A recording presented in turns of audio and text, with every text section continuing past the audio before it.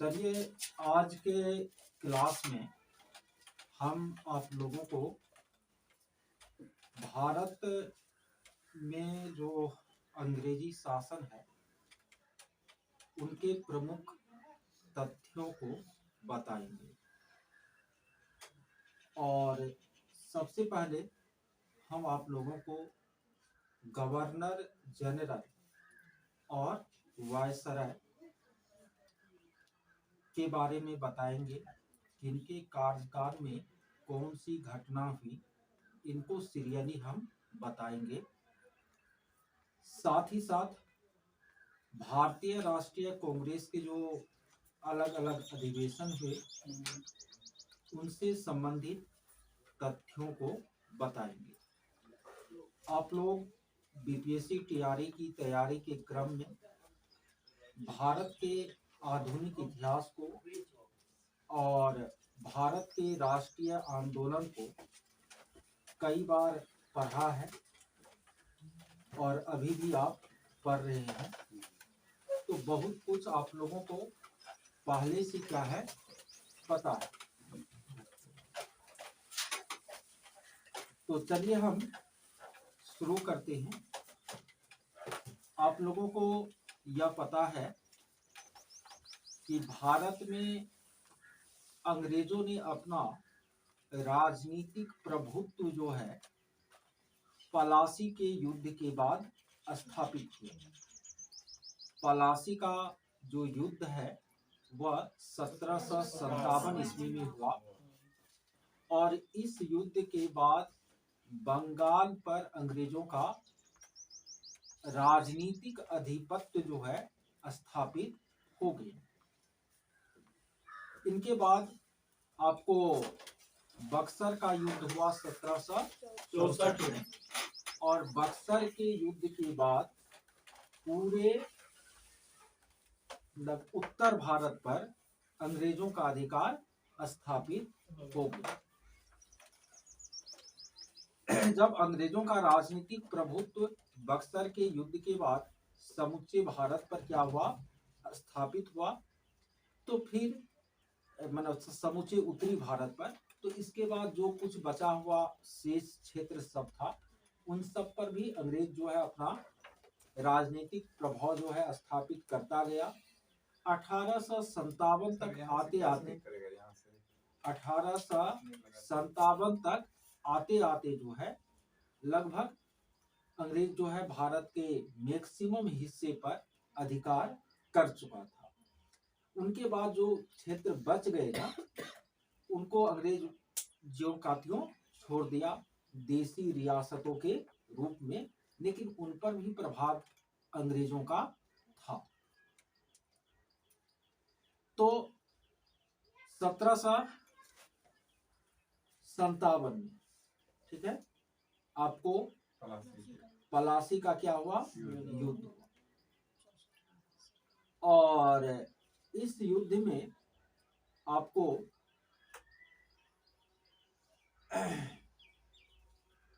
बंगाल के जो गवर्नर थे ठीक है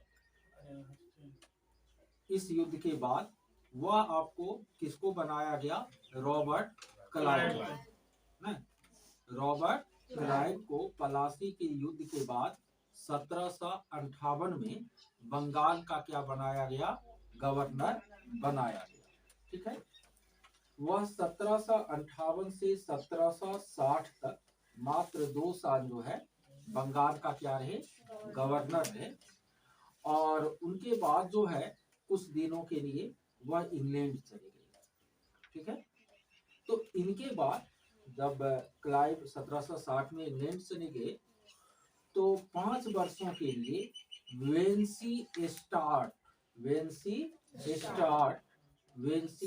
स्टार्ट बंगाल का क्या बना, गवर्नर। बंगाल का क्या बना, गवर्नर। बीपीएससी टीआरई में पूछा भी था कि जब बक्सर का युद्ध हो रहा था तो उस समय बंगाल के गवर्नर कौन थे ना, बंगाल के गवर्नर कौन थे, तो उत्तर वेंसी स्टार्ट हो जाता, या पूछा गया ना। यानी वेंसी स्टार्ट का जो समय है वह 1760 से 1765 तक रहा। 1760 से 1765। अब बंगाल का पहला गवर्नर रॉबर्ट क्लाइव 1758 से 1707। ठीक है। अब जो है वेंसी स्टार्ट बाबू 1765 में अपने पद से हट गए। तो इनके बाद फिर जो है आपको वही रॉबर्ट क्लाइव को बंगाल का क्या बनाया गया, गवर्नर बनाया गया। ठीक है, इसको रॉबर्ट क्लाइव। ठीक है। तो यहाँ पर ध्यान रखना है कि जब बक्सर का युद्ध हो रहा था तो उस समय वेंसी स्टार्ट थे बंगाल के गवर्नर। लेकिन युद्ध के बाद जो समझौता हुआ था, इलाहाबाद की जो संधि हुई थी 1765 में ना, तो उस समय फिर गवर्नर कौन थे, रॉबर्ट क्लाइव। इलाहाबाद की संधि के बाद मुगल बादशाह शाह आलम द्वितीय से बंगाल, बिहार और उड़ीसा की दीवानी किसने प्राप्त की थी, तो रॉबर्ट क्लाइव। ठीक है, यहाँ पर ये पॉइंट दिमाग में रखना। देखिए बक्सर के युद्ध के बाद जब अंग्रेजों का समूचे उत्तर भारत पर शासन स्थापित हुआ तो उनके बाद आपको अंग्रेज यहाँ पर शासन चलाने के लिए समय समय पर क्या बनाए, एक्ट बनाए, कानून बनाए, अधिनियम बनाए। तो पहला एक्ट कब आया, 1773। पहला एक्ट कब आया, 1773 में।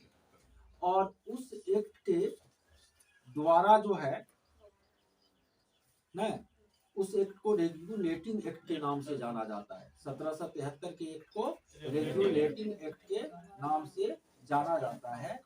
और यह एक्ट जिस समय आया था आपको, उस समय बंगाल के जो गवर्नर थे वह कौन थे, वारेन हेस्टिंग्स। वारेन हेस्टिंग्स कब, 1773। तो इस एक्ट के द्वारा बंगाल के गवर्नर को बंगाल का गवर्नर जनरल कहा जाता है। अब यहाँ पर दो क्वेश्चन हो गया। यदि आपको पूछे बंगाल का पहला गवर्नर कौन था, तो रॉबर्ट क्लाइव। और यदि यह पूछे कि बंगाल का पहला गवर्नर जनरल कौन था, वारेन हेस्टिंग्स। यदि यह पूछे कि बंगाल का अंतिम गवर्नर कौन था, वारेन हेस्टिंग्स। क्योंकि 1773 में वारेन हेस्टिंग्स बंगाल के गवर्नर थे और उसी को अब नया नाम दे दिया गवर्नर जनरल। तो बंगाल का अंतिम गवर्नर और बंगाल का पहला गवर्नर जनरल कौन थे, वारेन हेस्टिंग्स। 1773 के बाद 1784 में एक आया ना। 84 का जो एक्ट है, ठीक है, इसको पिट्स इंडिया एक्ट के नाम से जाना जाता है। फिर आपको 1813 ईस्वी में एक्ट आया। फिर 1833 ईस्वी में एक्ट आया। कब, 1833। तो हम कहाँ पहुंच गए हैं, 1833 ना। तो 1833 में उस बंगाल के गवर्नर जनरल को भारत का गवर्नर जनरल कहा जाएगा। कब, 1833 में। तो 1833 में बंगाल के गवर्नर जनरल कौन थे, तो Lord William Bentinck. Lord William Bentinck 1833 में। तो यदि आपको पूछे कि बंगाल का अंतिम गवर्नर जनरल कौन था, तो लॉर्ड विलियम बेंटिक। अब भारत का प्रथम गवर्नर जनरल कौन था, तो भी लॉर्ड विलियम बेंटिक। यह व्यवस्था अगले 33, 20, 53, 5, 58 अगले 25 वर्षों तक है। 1858 में जो अधिनियम आया, उस अधिनियम को भारत के गवर्नर जनरल को भारत का वायसराय कहा जाता है।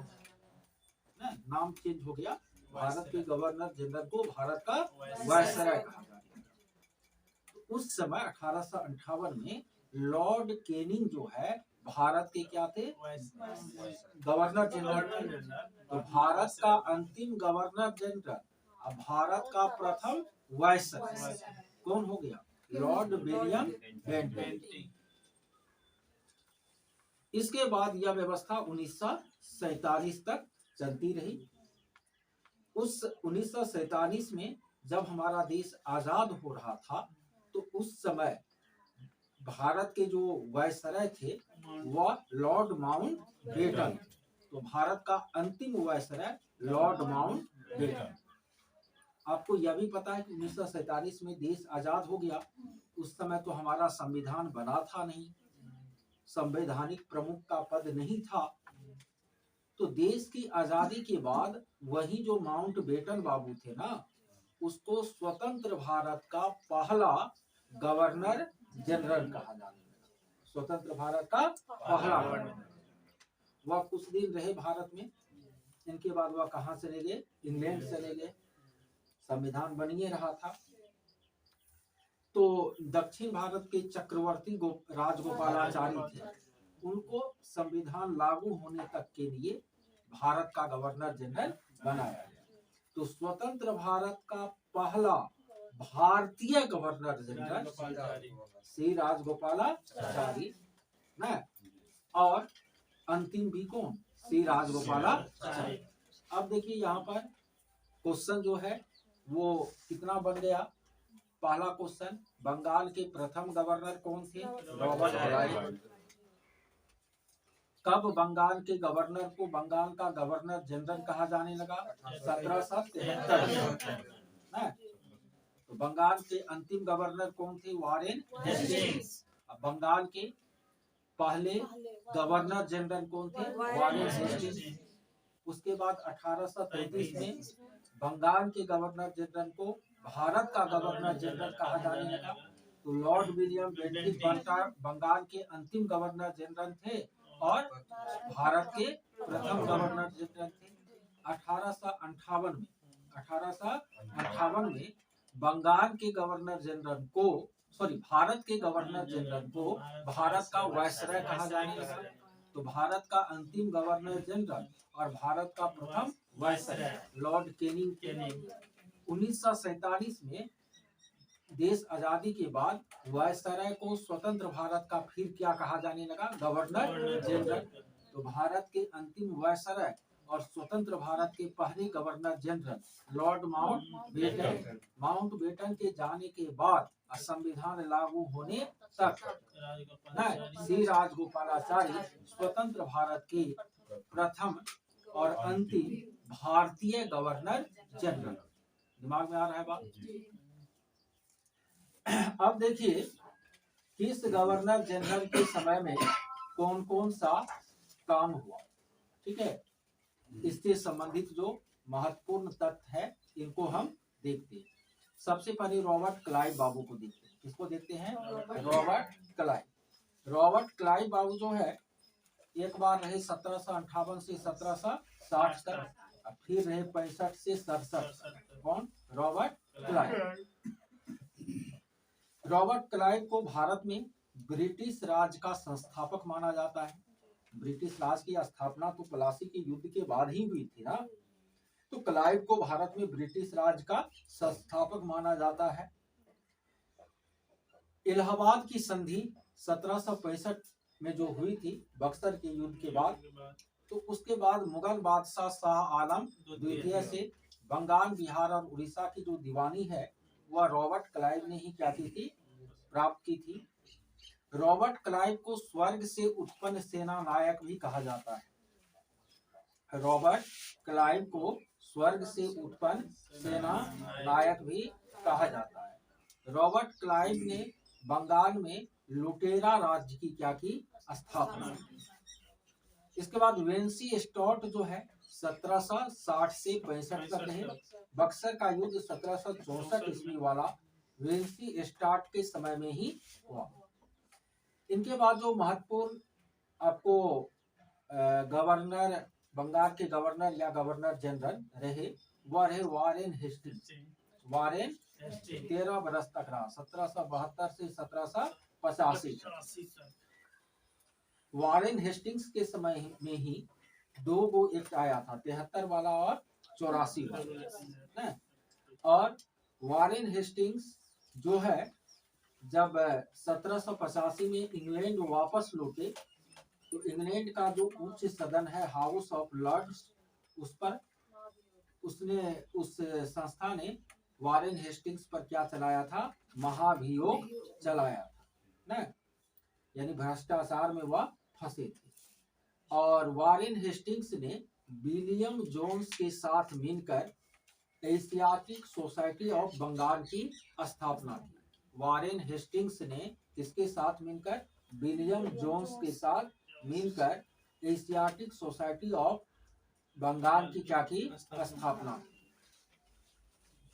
वारेन हेस्टिंग्स के बाद लॉर्ड कॉर्नवालिस 1786 में भारत के गवर्नर जनरल बने। 7 वर्ष तक रहे, 1786 से 1793। कॉर्नवालिस को अस्थाई बंदोबस्त का जनक भी माना जाता है न। बंगाल में भूमि कर एकत्रित करने के लिए अस्थाई बंदोबस्त की पद्धति को किसने शुरू की थी? कॉर्नवालिस ने। और कॉर्नवालिस के समय में ही सिविल सर्विस की क्या हुई थी? शुरुआत हुई। कॉर्नवालिस के समय में ही सिविल सर्विस की शुरुआत हुई। इनके बाद कॉर्नवालिस के बाद एक दो रहा, उतना महत्वपूर्ण नहीं है। उसके बाद फिर वेलेजनी महत्वपूर्ण है। कौन महत्वपूर्ण है? वेलेजनी 1798 से 1805 तक। वेलेजनी को सहायक संधि का जन्मदाता माना जाता है। वेलेजनी को सहायक संधि का जन्मदाता माना जाता है।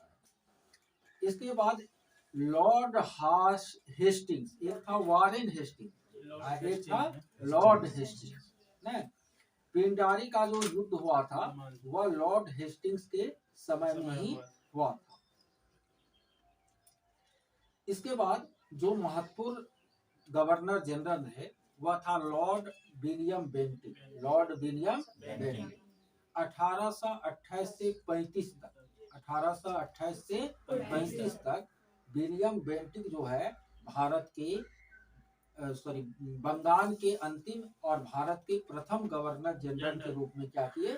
कार्य किए। Lord William Bentinck. Lord William Bentinck के समय में ही 1829 ईस्वी में 1829 ईस्वी में राजा राम मोहन राय के प्रयासों से सती प्रथा का अंत हुआ था। लॉर्ड विलियम बेंटिक ने आपको ठगों का दमन किया था। मैकाले की जो शिक्षा नीति है जो आपको 1835 में आई, वो किसके समय में? लॉर्ड विलियम बेंटिक के समय में ही आई। लॉर्ड विलियम बेंटिक के बाद एलिन बरो जो है आपको भारत के गवर्नर जनरल है न। और एलिन बरो जो है 1843 ईस्वी में दास प्रथा का अंत किया था। इसके बाद लॉर्ड हार्डिंग जो है कुछ दिनों के लिए भारत के गवर्नर जनरल है न। और लॉर्ड हार्डिंग के समय में मानव बनी प्रथा का क्या हुआ था? दमन हुआ था। अब जो महत्वपूर्ण है वह है Lord Dalhousie. Lord Dalhousie, Lord Dalhousie का समय जो है भारत में 10 साल रहा। 1846 से 1856 10 साल डलहौजी जी रहे न। और इसी के जाने के तुरंत बाद जो है 1857 का विद्रोह हुआ। डलहौजी को भारत में रेल, डाक और तार के जन्मदाता के रूप में याद किया जाता है। 1853 में रेल, डाक और तार की शुरुआत डलहौजी महोदय ने किया था। डलहौजी ने डेक्ट्रॉन ऑफ लेफ्ट राज्य हड़प की नीति इसको अपनाने का काम किया था। संथाल विद्रोह जो 1855-56 में हुआ था, ये डलहौजी के समय में ही हुआ था। शिक्षा से जुड़ा हुआ जो वुड्स डिस्पैच है 1854 वाला, 1854 में वुड्स डिस्पैच आया। उस समय भारत के गवर्नर जनरल कौन थे? डलहौजी ही थे। और इसी के शासनकाल में विधवा पुनर्विवाह अधिनियम जो ईश्वर चंद्र विद्यासागर के प्रयासों से पारित हुआ था, तो वो डलहौजी ही उस समय क्या थे, भारत के गवर्नर जनरल थे। 1857 में जब विद्रोह हुआ था, उस समय भारत के गवर्नर जनरल कौन थे, लॉर्ड कैनिंग थे। कौन थे, लॉर्ड कैनिंग ना। और लॉर्ड कैनिंग के समय में ही 1857 में ही कलकत्ता, बम्बई और मद्रास में, कलकत्ता, बम्बई और मद्रास में विश्वविद्यालय की स्थापना हुई। 1857 का विद्रोह और 1858 का भारत शासन अधिनियम न, इन दोनों के समय भारत के वायसराय लॉर्ड कैनिंग ही थे। इसके बाद लॉर्ड मेयो जो है, लॉर्ड मेयो, वह आपको भारत के क्या थे, वायसराय थे। भारत में जो प्रथम जनगणना हुई थी 1872 ईस्वी में, तो उस समय लॉर्ड मेयो भारत के क्या थे, वायसराय। लॉर्ड मेयो के बाद जो है आपको, हाँ, लॉर्ड मेयो के बारे में ही यह भी याद रखना है, यह एक ऐसा वायसराय था जिसकी हत्या अंडमान निकोबार द्वीप समूह के एक कैदी ने कर दिया था। लॉर्ड मेयो ऐसा वायसराय था जिनकी हत्या अंडमान निकोबार द्वीप समूह के एक कैदी ने कर दिया था। लॉर्ड मेयो के बाद जो है lord Northbrook, lord Northbrook जो है भारत के क्या रहे, वायसराय रहे 1872 से 76 तक। प्रिंस ऑफ वेल्स जो आया था, एडवर्ड तृतीय 1875 में, उस समय कौन थे वायसराय, वही नॉर्थ ब्रुक थे। पंजाब में जो कुक्का आंदोलन की शुरुआत हुई थी, वह नॉर्थ ब्रुक के समय में ही हुई थी। इनके बाद जो है 1876 से 1880 तक, 1876 से 1880 तक 4 साल कौन रहे, लॉर्ड लीटन।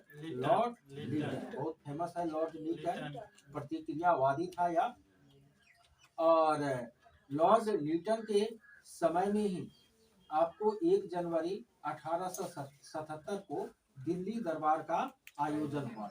लीटन के समय में ही 1 जनवरी 1877 को दिल्ली दरबार का क्या हुआ था, आयोजन हुआ था। और इसी दिल्ली दरबार के द्वारा महारानी विक्टोरिया को भारत का सम्राज्ञी घोषित किया गया था। वर्नाक्युलर प्रेस एक्ट भारतीय भाषा में छपने वाले अखबारों से जुड़ा हुआ था, प्रतिबंधों से जुड़ा हुआ था। यह कब पारित हुआ, लॉर्ड लीटन के समय में। लॉर्ड लीटन ने उस समय सिविल सेवा में प्रवेश करने का उम्र जो है वह 21 से घटा करके 19 कर दिया, जिससे भारतीय विद्यार्थी जो है उसमें शामिल नहीं हो सके, केवल उसमें सिलेक्शन किसका हो, इंग्लैंड के विद्यार्थियों का हो। ठीक है। लॉर्ड लीटन के बाद Lord Ripon, Lord Ripon Bharat के क्या बने, वायसराय बने 80 से 84 तक, 80 से 84 तक। भारत में फैक्ट्री कानून जो पहला आया था 1881 में, 1881 ईस्वी में जो प्रथम फैक्ट्री कानून आया था, तो उस समय भारत के वायसराय कौन थे, लॉर्ड रिपन ही थे। 1881 में ही लॉर्ड रिपन के समय में प्रथम नियमित जनगणना क्या हुई थी, शुरू हुई थी। साथ ही साथ स्थानीय स्वशासन का जो जन्मदाता है भारत में आधुनिक युग में, वह लॉर्ड रिपन को ही माना जाता है। लॉर्ड रिपन के समय में ही 1882 में वर्नाक्युलर प्रेस एक्ट को क्या किया गया, खत्म कर दिया गया। साथ ही साथ हंटर कमीशन का जो गठन हुआ था शिक्षा के लिए, उसमें भी वायसराय लॉर्ड रिपन थे। इल्बर्ट बिल विवाद कि अंग्रेज अपराधियों का मुकदमा भारतीय न्यायाधीश सुन सकते हैं न, यह विवाद भी लॉर्ड रिपन के समय में ही हुआ। सिविल सेवा की उम्र को 21 से फिर 19 से फिर 21 कर दिया, तो रिपन के समय में। रिपन का ये सब काम इम्पोर्टेंट है, याद रखना है। जब भारतीय राष्ट्रीय कांग्रेस की स्थापना हो रही थी 1885 में, उस समय डफरीन जो है भारत के वायसराय, डफरीन जो है भारत के क्या थे, वायसराय। 1905 से 1910 तक मिंटो द्वितीय भारत के क्या रहे, वायसराय रहे 1905 से 1910 तक। 1905 से 1910 में जो भी घटना घटी है, चाहे वह बंगाल का विभाजन हो, स्वदेशी आंदोलन की शुरुआत हो, मुस्लिम लीग का गठन हो 1906 में न, या आपको कांग्रेस का विभाजन हो 1907 में, या मार्टिन मिंटो सुधार हो 1909 का न। हाँ, मिंटो से पहले लॉर्ड कर्जन, सॉरी, हाँ 1905 में आपको मतलब 5 में ही कर्जन थे और 5 में ही वो चले भी गए, तो बंगाल विभाजन हो जाएगा कर्जन के समय, कर्जन के समय, सही बात है। अब उनके बाद स्वदेशी आंदोलन, मुस्लिम लीग न, कांग्रेस विभाजन 1909 का, मार्टिन मिंटो सुधार, ये सब किसके समय में हो जाएगा, मिंटो द्वितीय। इसके बाद जो है फिर कुछ दिनों के लिए हार्डिंग, लॉर्ड हार्डिंग जो है भारत के क्या बने, वायसराय बने 1910 से 1916 तक। बंगाल का विभाजन वापस जो है उसी के समय में हुआ, बिहार बंगाल से अलग उसी के समय में हुआ, कलकत्ता से दिल्ली भारत की राजधानी लॉर्ड हार्डिंग के समय में ही हुआ, साथ ही साथ दिल्ली दरबार का आयोजन 1911 में लॉर्ड हार्डिंग के समय में ही हुआ। फिर 1916 से 1921 तक 5 साल के लिए चेम्सफोर्ड जो है भारत के वायसराय थे। लखनऊ समझौता, होम रूल लीग, चंपारण सत्याग्रह, 1919 का रोलेट एक्ट न, खिलाफत एवं असहयोग आंदोलन की शुरुआत, ये सब किसके समय में, चेम्सफोर्ड के समय में। चेम्सफोर्ड के बाद रीडिंग जो है 21 से 26 तक रही, इसी के समय में जो है असहयोग आंदोलन वापस हुआ, रोलेट एक्ट रद्द हुआ और स्वराज पार्टी की स्थापना हुई। इसके बाद इरविन रहे 1926 से 1931 तक, साइमन कमीशन उसी के समय में आया था न। गांधी से समझौता जो है लॉर्ड इरविन ने ही किया था। सविनय अवज्ञा आंदोलन की शुरुआत इरविन के समय में ही हुई थी। उसके बाद आपको 31 से 36 तक विलिंगटन जो है भारत के क्या रहे, वायसराय रहे। असहयोग आंदोलन, सॉरी, तीसरा गोलमेज सम्मेलन, कम्युनल अवार्ड, सांप्रदायिक पंचायत 1932 वाला, पूना पैक्ट 1932 वाला, कांग्रेस सोशलिस्ट पार्टी का गठन, ये सब वेलिंगटन के समय में। फिर आपको बेबेन जो है 43 से 47 तक भारत के वायसराय रहे। इसी के समय में आपको संविधान सभा का क्या हुआ था, गठन हुआ था, और माउंटबेटन के समय में भारत आजाद हुआ। ये सब हो गया भारत के गवर्नर जनरल और वायसराय से संबंधित महत्वपूर्ण तथ्य। देखिए, भारतीय राष्ट्रीय कांग्रेस के बारे में भी महत्वपूर्ण तथ्य अभी हम रिव्यू करा देते हैं, बताए तो कई बार है आप लोगों को। भारतीय राष्ट्रीय कांग्रेस की स्थापना 28 दिसंबर 1885 ईस्वी को हुई, बम्बई के गोकुल दास देशपांडे संस्कृत कॉलेज भवन में। यह होने वाला था पुणे में, लेकिन वहाँ प्लेग महामारी फैल गई, इसीलिए यह बम्बई में आयोजित हुआ। भारतीय राष्ट्रीय कांग्रेस के संस्थापक एओ ह्यूम थे, जिसको बर्डमैन ऑफ इंडिया, बर्डमैन भी कहा जाता है। पक्षी से बहुत ज्यादा वह क्या करते थे, प्रेम करते थे। भारतीय राष्ट्रीय कांग्रेस के पहले अध्यक्ष व्योमेश चंद्र बनर्जी, WC बनर्जी रहे। इसका प्रथम अधिवेशन जो हुआ था उसमें 72 प्रतिनिधियों ने भाग लिया था।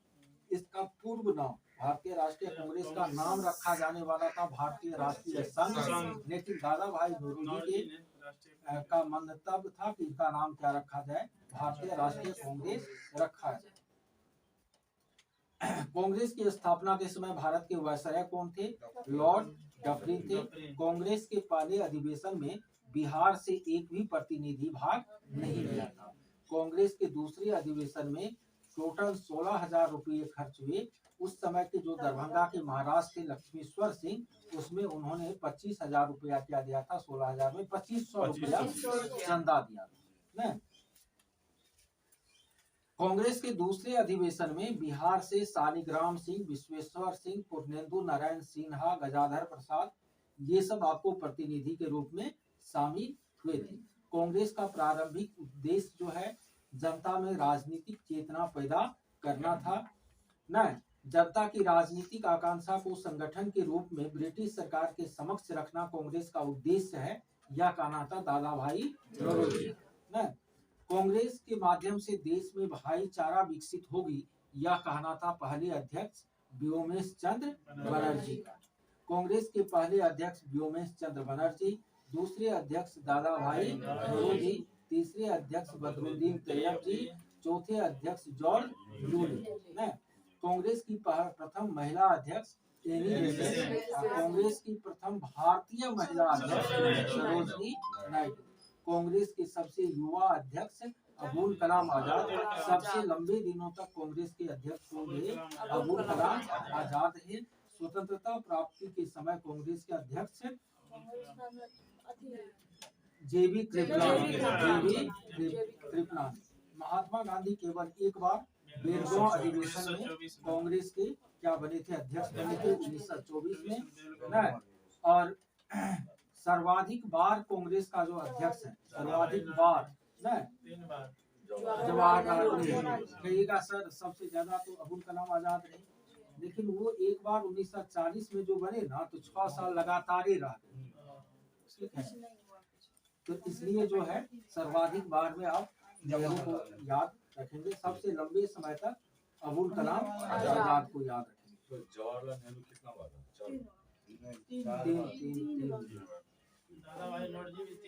हाँ वो भी 3 बार।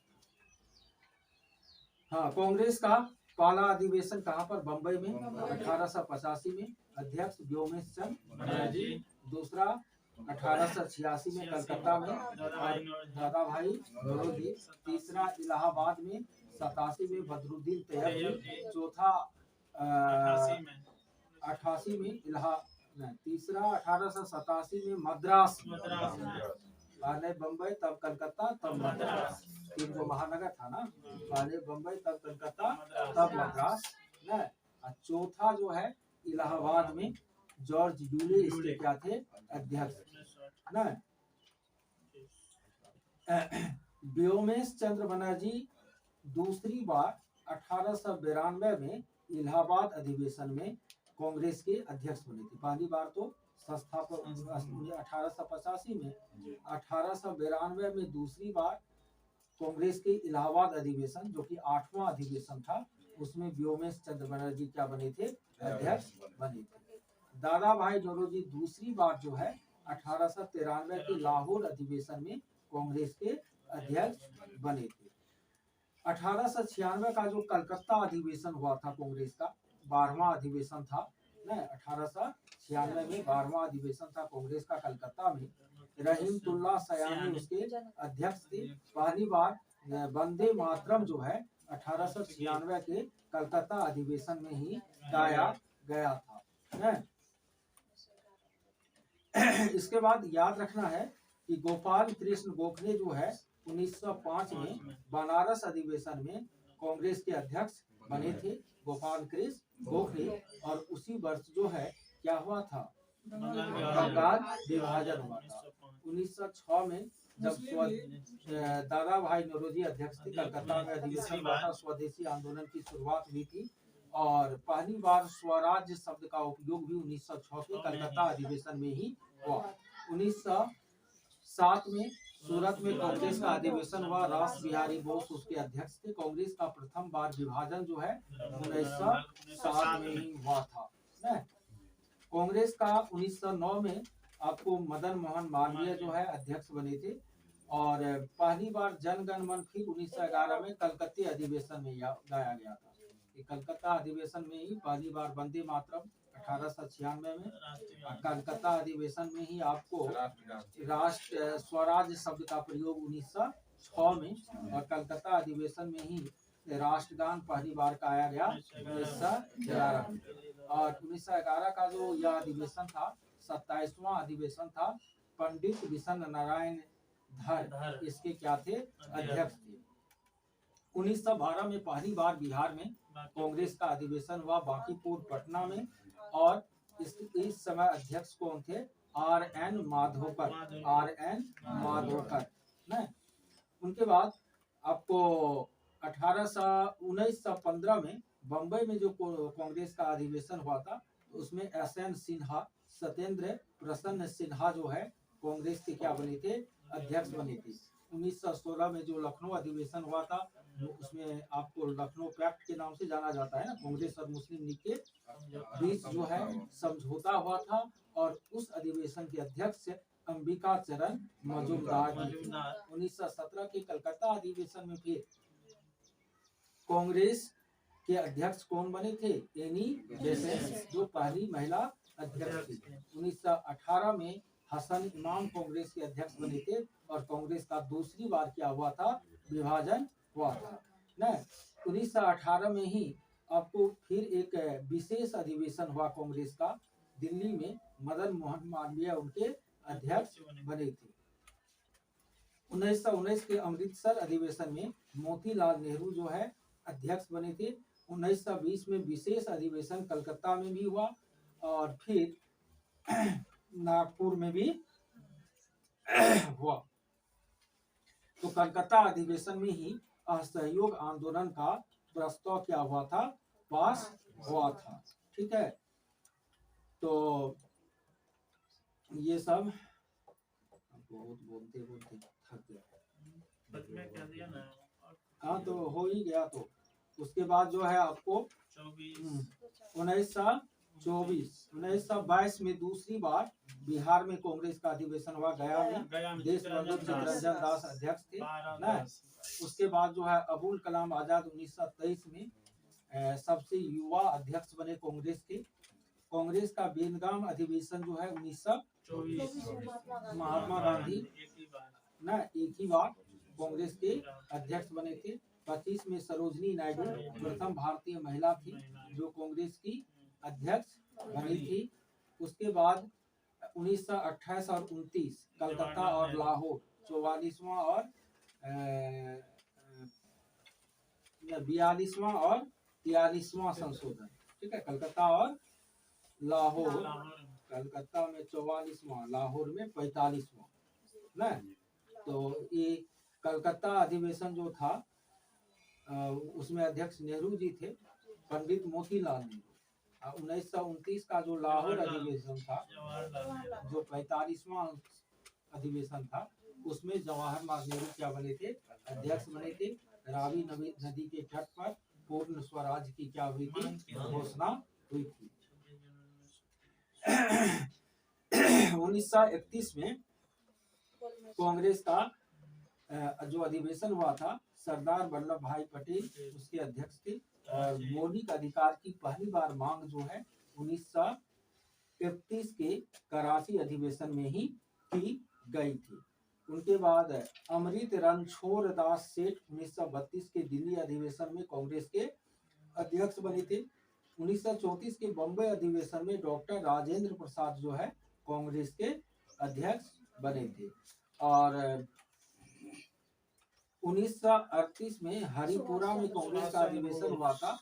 सुभाष चंद्र बोस जो है इसके क्या बने थे, अध्यक्ष बने थे। हरिपुरा कहाँ पर है, गुजरात में। कहाँ पर, गुजरात। और 1939 में त्रिपुरी में अधिवेशन हुआ, जिसमें सुभाष चंद्र बोस पुनः अध्यक्ष चुने गए, लेकिन गांधी जी के विरोध से के बाद वह जो है उसको छोड़ दिया। और 1940 में अबुल कलाम आजाद जो फिर बने, तो वह 1945 तक लगातार रह गए। 1946 में आचार्य जेबी कृपलानी जो है कांग्रेस के अध्यक्ष बने। 1948 में बी पट्टाभी सीतारमैया कांग्रेस के अध्यक्ष बने ना। 1950 में पुरुषोत्तम दास टंडन कांग्रेस के अध्यक्ष रहे। 1947 में कांग्रेस का दिल्ली में जो विशेष अधिवेशन हुआ, इसमें डॉक्टर राजेंद्र प्रसाद कांग्रेस के अध्यक्ष बने ना। बंद कर दियो।